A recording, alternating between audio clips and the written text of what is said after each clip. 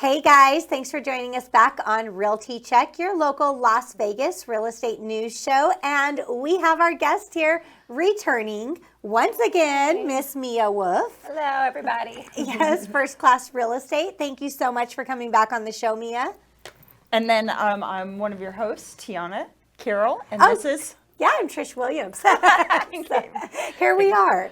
Once again. Yes, once again. Hey, if you're watching our show, if you're listening to our show, please download the show, follow us, like, comment, subscribe, share, tell your friends about us, and keep tuning in every Thursday. We're always going to be here bringing you the news of what's happening in Las Vegas real estate. And not only are we bringing you the news now, thanks to one of the comments of our last episode, we're going to go ahead and be bringing you a drinking game as well. Oh, yeah. How many times can we say like on the show? So we had some like really rude person comment. Let's not go rude. Let's not go. Thank you for your comment. He's rude. Thank you for your comment. He is wrong, though. We're not over 50. None of us are over 50. Thank you very much. We fact-checked it. Yes. No, but watch the real estate news during the day, and at night when you're ready to have a good time, rewatch it, and every time we say the word like, take a drink. You're welcome. Yes. That's so like wonderful. The new Thursday night game. Thursday night game. Thursday night drinking game. There you go. Real estate. That sounds real like estate fun. And shots. Shots and real estate. That's a good. Okay, so enough messing around. Okay. Let's get into the meat and gravy of what we're going to be talking about this week. But first, let's do those numbers. Ladies. Yes. Look at the numbers rising. Tell us what's happening. Yes. This week we have single family inventory at 7,762. We're still hovering around the same area that we are right below 8, so that's good. But we just had a teeny tiny spike in price reductions because we are almost up to 2,000. It's 1,977. Correct. As we get into these winter months, we're going to start seeing that, you know, even slow down a little bit more. That's normal seasonality, and it is, I mean, obviously we're having more than just seasonality happen right now, but that on top of what's already happening is going to have an effect. Yeah, Right. absolutely. Yeah. And have you guys been hearing the rumors and the buzz that rates are still going to be rising again? Yep. Yep. The same thing. Yep. They expect at least one more hike this year. Yeah. So I was having conversations all day yesterday with buyers in my database in regards to the old euphemism, strike while the iron's hot, because this is a good time before interest rates rise again while prices are starting to come down. A lot of people are, you know, they always want to wait till the bottom. Oh, I'm just holding off. But if they wait, they might be at risk of those higher interest rates. Absolutely. And that makes such a difference on the loan, right? And did you hear the conventional rate? I mean, the conventional topped out, what, 715, I think? And that's Yes. huge. That's You don't have to huge. go Jumbo, low. and that's Yeah. a big difference in your buying power if you can go conventional instead of jumbo. So that Absolutely. opens up a lot of doors for people too, because you know our house prices are, you know, at the higher point. So Absolutely. Interesting thing I found out the other day is on vacation homes, when you're like purchasing a vacation home, right now the vacation home rates are very similar to investment home rates, almost the same. You cannot, there's no option of not having a buy down, like a buy down fee for that. And that buy down gets you at either like 6 1/8 at the lowest or 7 at the highest, and you still have to pay for that. So that's not that doesn't sound attractive, but hey, that's where we're at, right? It is what it is. It so is. maybe now's not the best time to buy a vacation home. Oh, every time's the best time to buy a kidding. vacation home. It's always a good look at these two. Yes. It's always a good time to buy. Well, Well, it's a that's good what I was telling time. everybody yesterday. Yeah, it's a good time if it's right for you. Yeah. Yeah, Yep. Absolutely. So we practice what we preach. Well, we do because we're all I don't know if you're buying. We're buying. We are in the market shopping right now as we speak. We're all putting out offers not only for ourselves but for clients. So Yes. So, in news this week, this is my favorite news article look at ever. her beaming. Okay, so the podcast listeners can't hear this, but the Facebook Lives will be able to see you're just glowing from this. Yes. So Zillow. She loves Zillow. Yes. Yes, we always tell our clients. Do you tell your clients get off Zillow? I do, but it doesn't help. It doesn't Everybody help. looks for Zillow. They're such a conglomerate, man. They've got really the are. cornerstone for real estate, which they're not even a real estate company. But, Yes. But what happened? Tell us. So they are in a lawsuit right now for wiretapping their customers, their consumers. It records. They deploy a computer code that apparently, allegedly, records consumer interaction, creates a video reconstruction of those interactions, and they're in a federal lawsuit right now for wiretapping their consumers, allegedly. Right. So it's a no. class action suit. Oh, no. That's awful. That's terrible. Poor Zillow. There was a couple other companies that were named in the lawsuit who are doing the same thing out of Pennsylvania, because that's where the lawsuit was filed. Zillow, Lowe's, and Expedia are all in, I guess, being claiming that this is what they're doing. And it's exactly that. They are recording everything, mouse clicks, keystrokes, and Pennsylvania, the class action suit, they're saying that this is a violation of their wiretap and fraud. They're recording that whole experience and reconstructing it. You know, an interesting thing about Zillow, which it's a known fact, but something that that when I guess it was like brought up and explained thoroughly, I was like, wow, I never really thought of it that way. They're not a real estate company. They tried to be, but that didn't work out for them. They went bankrupt in that section of it. They're a data mining company. That's all they are. Absolutely. They mine data, they collect data, and they sell it to realtors to be able to reach out to consumers. That is all that they are, is a data collection company. Yeah, when I have conversations with my clients, I just let them know their capture site. They're finding out who's looking or considering real estate and selling it off to the people who need that information, which is realtors. So, Well, it'll be interesting to see what happens with this. Yeah. For sure. keep our eye on it. Yes. Will they ever go away? We're all They all might the haunt realtors you are for. praying. They might haunt you forever. Can you imagine a world where your clients do not send you Zillow links? Yes, yes, I can. There was a time before Zillow. That's exactly what would happen. Yeah, no, but Zillow definitely came in, and it's easy, right? It feeds the consumer exactly what they want. They want to know their home value. May not be right, but good enough. At least they have a number. So, yeah, it's definitely a guilty pleasure for home buyers. Yes. To sit and scroll and look at Well, houses. it's the first one that comes up. Their SEO is so good. I mean, it's crazy how they do have the market in that aspect. It's amazing. It is convenient though if you're in another city that's like not the city that you live in. Even as a realtor, I'm guilty. If I'm in another city and I'm like, hi, I wonder what real estate is selling around here.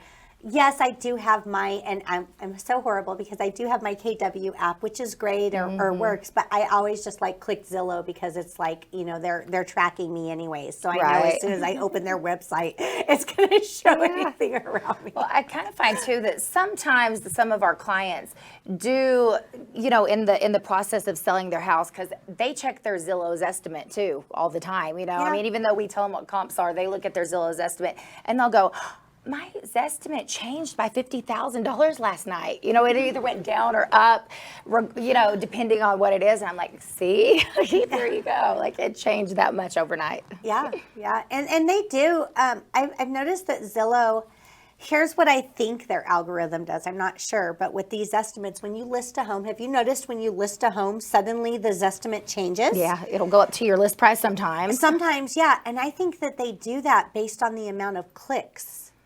Or activity, because it tracks saves, it tracks clicks, it tracks all the interactions that people do on the site. So maybe that's like somehow they have an adjustment in there. Well, that's kind of what the lawsuit was. It's like a digital stalker looking over your shoulder. Yes. And they're like, no, it's too much. Yeah. Well, it taints the market too. I mean, you know, at least people's idea of it, of what it is when they're, you know, going through the neighborhood looking. So. Yeah. Absolutely. And our coach that's regularly on the show, Sharon Swanton, she had went to a Zillow conference at one time, and she said that she was just really fascinated that everybody in the company is like in their 30s. not 50s, 30s. Nobody in this company is in their 50s, by the way. No. But just, it's just really it's ran by, just it seems like a very young group of people. But again, it's techie, so that makes sense. Right. Yeah, and they're executing their job well as far as capture information. They certainly do it, and they sell it. Yeah, They sure do. absolutely. For sure. Oh, they sell it at a very high price. You have no idea what they charge realtors that pay for that. Thousands a month, right? I mean, Thousands a month. I was like, whoa, no way. You're like, I'm good. I'm good. So 210 U.S. markets are at risk of declining 15 to 20%. Vegas was named as one of those markets. It was. However, there were some interesting things that they had on that. Yeah, so when I was reading through and checking all of the articles and gathering information for the show, they were basically talking about, and it's what we've talked about before, that certain markets, Pacific Northwest, Mountain, the Southeast, they had these unrealistic growth, and they expect those to correct themselves. And in those markets, they expect that 15 to 20%. But one of the economists I was listening to was really interesting to me, because he was saying that might be exactly what markets like Boise and Las Vegas need, is a shot in the arm. Once the interest rates spiked, some stuff sort of slowed down, so the new lower prices that they're projecting will sort of stimulate people back into buying and getting in the market. And I was like, well, that's an optimistic way of looking at it. I like that guy. We'll go with him. Well, let's talk about that for a minute, because again, people, when they buy a home, price, some people are buying cash, so price makes a very big difference. But what really makes the difference? What's your payment? Yeah. Yeah. Well, yeah, because most people are living in their month to month. So even though you might be paying $300,000 in interest on your $300,000 home at some point, you're not going to be there the 30 years. And what you really care about is your monthly budget for most people. Yeah, I mean, let's say a home, and this is numbers that would not work in any scenario, but let's just say a home was $1 million and it was a 3-bedroom, 2-bath, 1,200 square foot home, but somehow that monthly payment was only $1,000 a month. Do you think someone would buy it?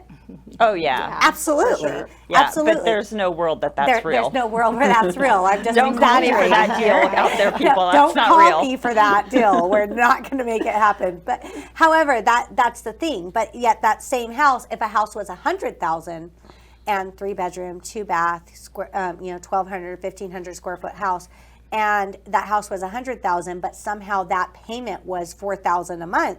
Right, which should Would be more someone buy realistic it? with a super high interest rate. Right. So yeah, it's really comes down to most consumers are shopping for the payment, not the price of the home. Right, and even especially renters, they're obviously going to compare the price, what I'm paying for rent with what is my mortgage going to be. And, that's whenever rates are low, we're able to say, hey, it's cheaper for you to buy than it is for you to rent. But, of course, as it goes up, their payment's going to get higher. So, but, I have had some new buyers get pre-qualified this week, and it's still, right on, maybe a little bit over what the rent is, because the rent is so high here in Las Vegas. I mean, our rents are increasing, all the time still. It's still competitive, and so it still makes sense for them to buy. Yes. There was an article that came out this week. I don't know why I did not add that to our news headlines. However, there was an article that said that they're expecting rent prices to actually come down. Oh, So interesting. that will be interesting to see if that happens. It was it was in the Was it Las local or- Vegas. okay, Yeah, Las so- Vegas real estate news. They're expecting them to come down. So that could go a couple ways. Does that mean that rent prices are actually going to come down, or the prices for homes that are on the market for rent are going to come down because So- rental inventory is increasing? Right, and I don't dabble. I mean, I avoid renters. Okay, let's be honest. Not because I don't want to help renters. It's just so difficult and such a competitive market for them to get in, and renters don't have the same sort of desire or drive to do whatever's necessary the way a buyer does. So no offense, renters, but they do have a different mindset. But I have some clients that maybe they need to sell the house, rent for a year because then they're going somewhere else. Then we end up looking at rentals, and I have noticed that there decreases in rental prices have been happening in the MLS. Yeah. And here's another note on renters. There's no way of pre-qualifying them. So that's one thing about, like when you're working with a buyer, you get a pre-qualification, you know that this time that you're investing into this client is going to, that they're qualified to make this happen.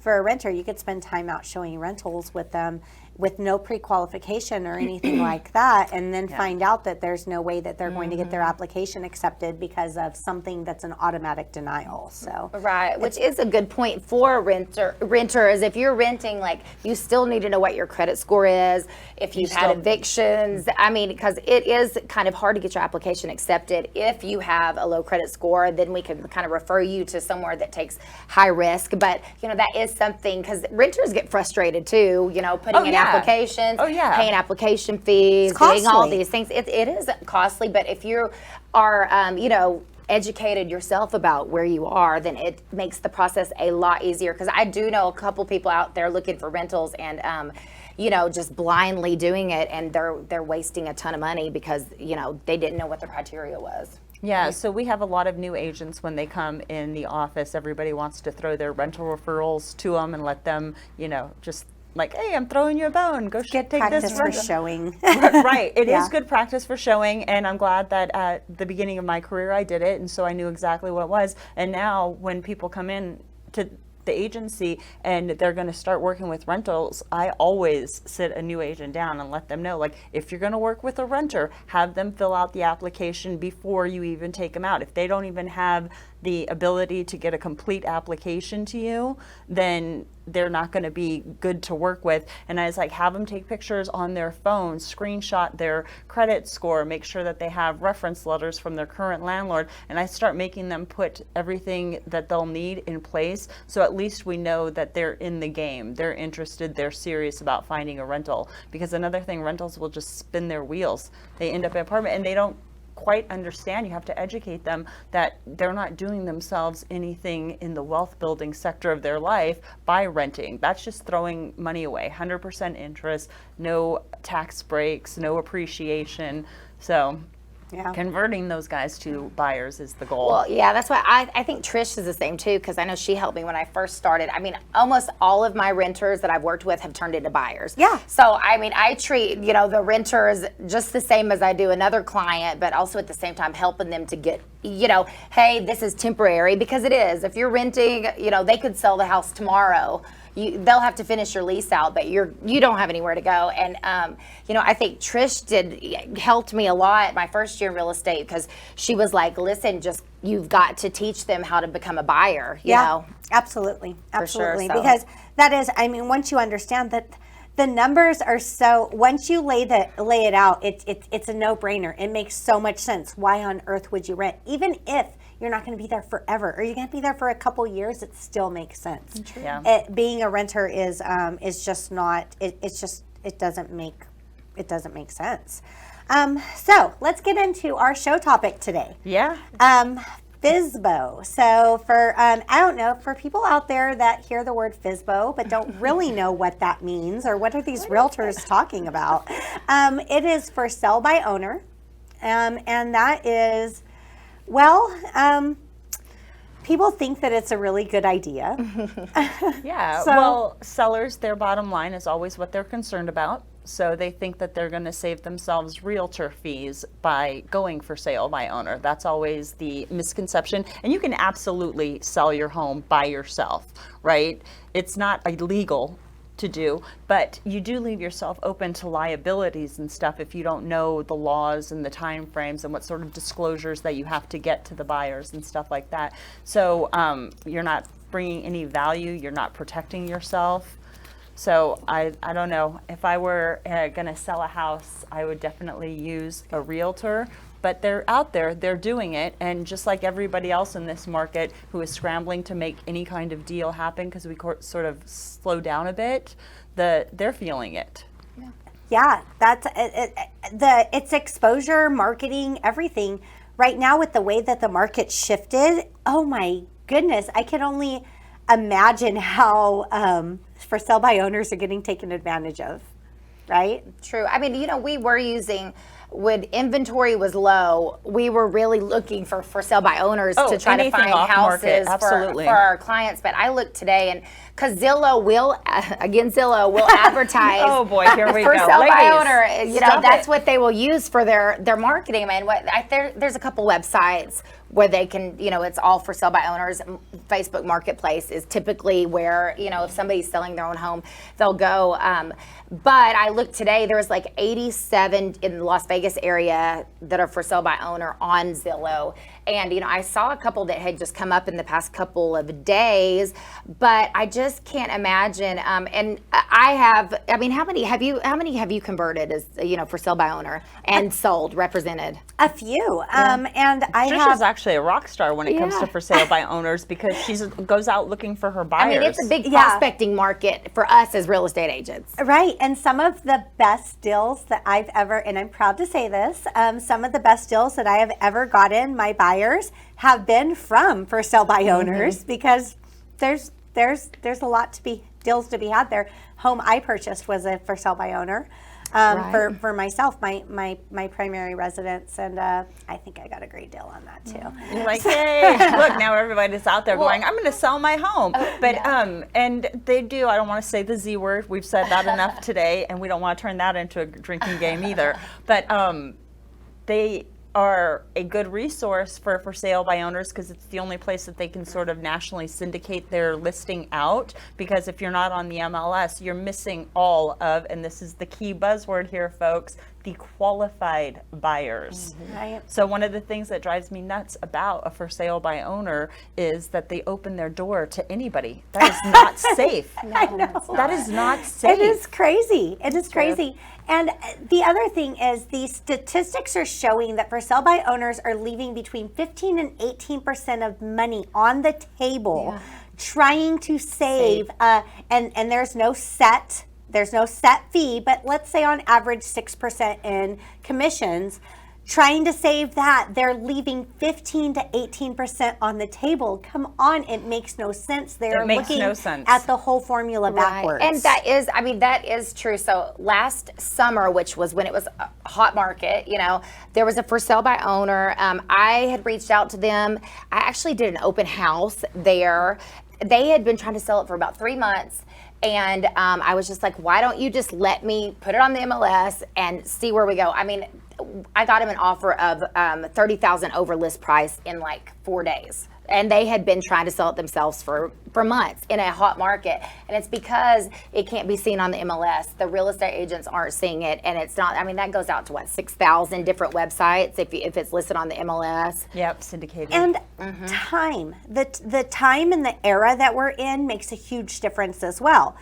We're in an era right now where, just think about this from the lens of a buyer. Would you trust? I'm scared to buy a vehicle. My son had to get a vehicle, and I'm scared to buy a vehicle on for sale by owners. So many scams out there. There's so many scams out there. Yeah, there's trust. So many things that. Would you really trust this big, huge purchase of your lifetime on a for sale by owner? That's so scary. And years ago, where there were newspaper ads, and there wasn't all of these people trying to scam you or get over on you with this digital and internet world that we're in, maybe it did feel a little bit better, but right now that is just terrifying. I feel like it's out of the question. Out of the question. But and most for sale by owners will give a buyer broker commission. So it's not, they will say, hey, bring me a buyer and I'll pay you.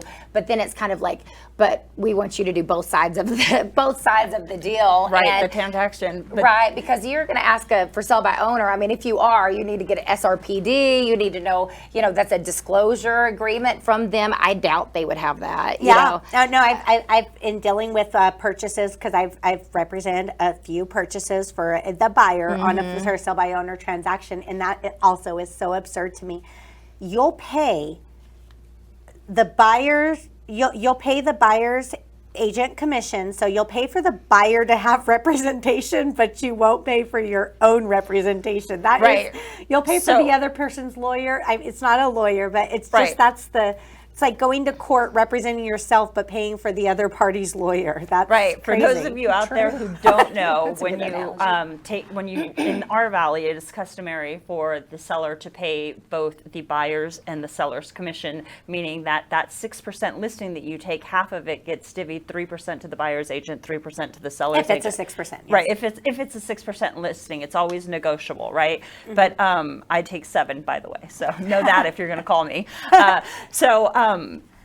Because that's marketing skill. Like, I'm just throwing that out there, people. Anyway, so they will pay that co-op so you bring a buyer, and the buyer's agent will still get that commission, and then they are unrepresented over that other 3%. It doesn't make sense. Or like those list your house for 1% is always BS, because it's 1% to list but 3% to sell. You're still paying 4%. For the extra 2%, you're not getting a la carte. You're getting a realtor to come in there, do the marketing, sell a house in days versus months, get you top dollar. I'm going to preach to the choir here. Don't sell by yourself. Call a professional. And it's marketing and negotiations.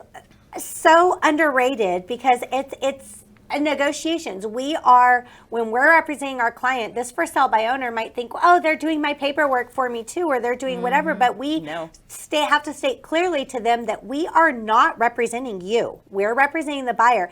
And what they don't really understand in that point is we're looking every aspect of everything, the best deal and the best terms for our client. Right. And they're paying us to do that against them, which is so silly. Yet they know that that's the only way, or the best way, where they could get a buyer. But again, they are shooting themselves in the foot there and leaving their money on the table by not having somebody there to represent them. And people think that they know what they're doing, but I mean, even somebody that's in the real estate industry that hasn't sold a home this year and sold a home last year is going to be blindsided by this market that we're in this year. Oh, absolutely. Things change so rapidly. You have to be active, you have to be experienced, and you have to be in the business daily to really know and understand the market. And that is so underrated. And it's changing so fast. And if you're representing yourself and you're not a real estate agent, or you don't hire somebody, I mean, can you imagine when the deal starts going south? You have one offer, one buyer, it starts going south. How are they going to save the deal? I mean, talk to their lender. What are they going to do? You know what I mean? We do so much behind the scenes that I don't think that just your average person could do or would even know to do. Yeah. Right. They just don't have those tools in their toolbox. Right? Or the connections. How many times have you been able to save a deal or put it together or come with a solution just off of your connections, your resources, the people you have to talk to, because you're experienced, active, and in the industry on a daily basis? If you don't have that, you're lost. No, it's true. I don't know how many times, I mean, I've gone to a lender and been like, what are we going to do? They'll tell you exactly what to do. Go to your broker, hey, this is going on. What are we going to do? Oh, do this, and we have the resources to do it. But unfortunately, they don't. So other realtors too. I mean, there's so many times that we talk to each other like, hey, I just hit a wall. What do we do? Like, what, help me out here. So we are definitely in a very networking business. For sure. Yeah. Oh, absolutely. And the marketing aspect of it, because I mean, how many times hey, I've got a listing, I'll text you guys and a bunch of people, got a listing coming up. Do you have any clients? And then the social media aspect of it, the marketing aspect of it, the MLS aspect of it, showing time, everything, just that they don't have the capability to do. So I would say a no on a for sale by owner. You're like, it's a no for me. I'm an agent. I would not sell my own I'm an agent. That's a good question, because, say you are selling your own home. We have to say we are an agent. We're selling our house. We have to disclose everything. I feel like I would probably call somebody and be like, listen, can you handle it? I'll do this, because there's so much involved in it. Representing myself and my clients, and it is a big deal. I feel like I would want somebody else to do the sale of my own home. Knowing the value of a realtor. So I'm currently looking into purchasing in another state, right? So am I doing it myself? Right. Absolutely not. I called a realtor that knows the town. And the market. That's not, absolutely not. I don't care what I think I know. You don't know the area. Yeah. And each real estate deal is sort of like spinning plates, right? There's always things in motion, and you're checking out every aspect of the deal constantly to make sure everything's on track. And so if you can relieve that for yourself and still net more money, wouldn't that make sense? Give me a call, 702. Well, that's a good point. So what is your phone number and how do people reach you? Okay, so if you did want to call for any real estate help, my name's Tiana, and it's 702-379-9948. Shoot me a text. I'll help you out. Mia, how do people get a hold of you? Facebook, on Instagram, 702-412-7255, and Trish, what about you? 702-308-2878. You can comment here on the show, on YouTube, on Facebook, anywhere where you're watching, and we will respond. If you guys have questions that you would like us to answer on the show, please comment to vegasrealtycheck@gmail.com. Send in your listener questions, and tune in every Thursday, 9:30 a.m. for our next show. Next week, we're talking mortgages, so all of that good stuff, and we'll dig into those rates. So we'll see you guys next week. Thank you so much, and thanks for watching. Have a good week. Have a good week.